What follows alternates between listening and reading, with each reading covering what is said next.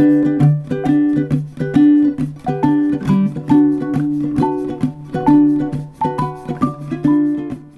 there, I'm Becky Streepy from the blog glueandglitter.com, and this is my very first video blog. My friend Ashley from the Little Foxes recently did a post, a video post on her favorite vegan travel essentials, and she really encouraged me to kind of jump in and do one. Also, it's something I've been wanting to do for a while and I never got it together to do it, so thank you so much, Ashley. I am out here in my backyard where the light is good. Out here with the cicadas and also my dog Jenna. You might hear her barking if anyone does anything threatening, like walk past our house. So I apologize for that in advance. Since it's Vegan Mofo, I thought maybe it would be fun to talk about stocking your vegan kitchen. One thing I hear from a lot of people is that they can't go vegan because it's very expensive. And I think one of the things that's a little bit intimidating is stocking the pantry. Like, do you remember when you got your first apartment and you didn't even have salt and pepper or ketchup?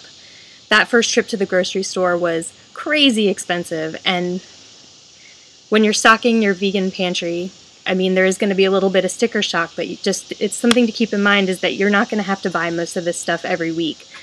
It's going to last you ages and ages and ages, just like that first trip to the grocery store did. So, let's get to it. The first thing on my list is my very favorite vegan essential, Nutritional yeast. If you're new to veganism, this stuff is like magic. It's kind of cheesy. It's got a lot of vitamin B12, which is really important to get enough of when you're vegan. And I pretty much put it on everything, vegetables and in soups and on top of salads. It's cheapest if you can buy it in bulk, like the bulk bins at Whole Foods or at your local co-op, because if you buy it in the prepackaged aisle, it's usually marketed as a supplement and they mark it up crazy, so definitely look for it in bulk. The next thing that I could not live without is raw cashews. Also, when you're making fake cheeses, these are really helpful, but they also blend up nice and creamy for sauces and soups, and they're great, you know, just sprinkled on top of things like salads and casseroles. The next thing on my list is beans. I have a few favorite kinds of beans that I always keep on hand because nothing says a quick dinner like beans. Fry up some onions, toss some beans and some spices in there, and you are in business. These are black beans, but I also am really into pinto beans, white beans, and chickpeas. Those are kind of the four that I always keep around. I'm sure it's different for everyone, so tell me what your favorite beans are in the comments. The next thing I have over here is dried grains. This is a big container of quinoa, also much cheaper if you buy it in bulk. You can also stock up on things like rice and pasta, amaranth. Have fun with it, and tell me what your favorite grains are too, because I'm always looking for fun new whole grains to try. If you're into baking, flax seeds are your friend. You can use them to make fake eggs by mixing a tablespoon of flax seeds with 3 tablespoons of water and letting it sit till it gets gummy. It does the same binding magic that an egg does with no egg. Flax seeds are also great for adding a little protein to a green smoothie or for sprinkling onto like your oatmeal in the morning for a little extra protein. Next we have coconut milk. This is kind of a personal one for me because I like to make curries and I like coconut ginger combinations in pretty much everything, but I'm always happy when I have a can of coconut milk on hand. Another staple that I could not live without is veggie broth, veggie bouillon. This is the Better Than Bouillon brand, which I think is much better than the cubed kind, but you can get the cubed kind too if you prefer.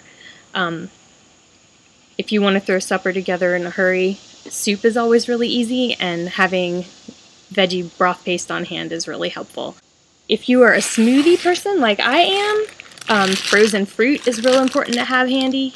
You can always toss together a quick breakfast by throwing some frozen fruit in the blender with maybe a banana and some soy milk, and you're ready to rock. Also in the freezer, I always keep a bag of frozen corn and also a bag of frozen peas and carrots.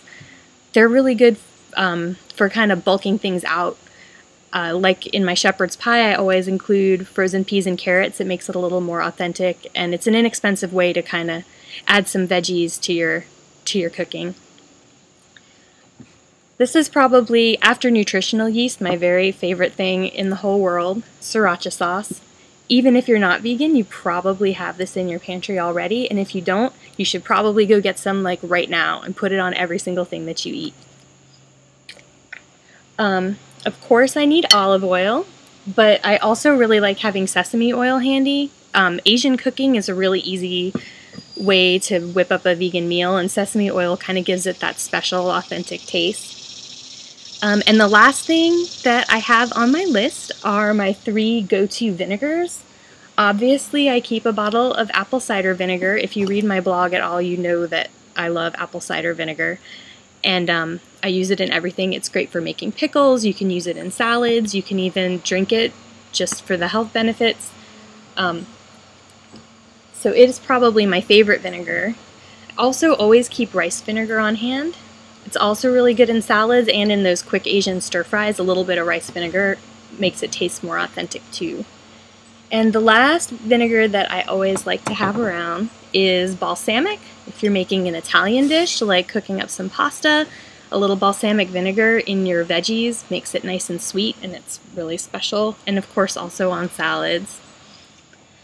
So that's pretty much all of my vegan staples. I'm sure there are other ones that I've missed, and I would love to hear about what you guys are keeping in your pantries too. So please drop a comment and let me know.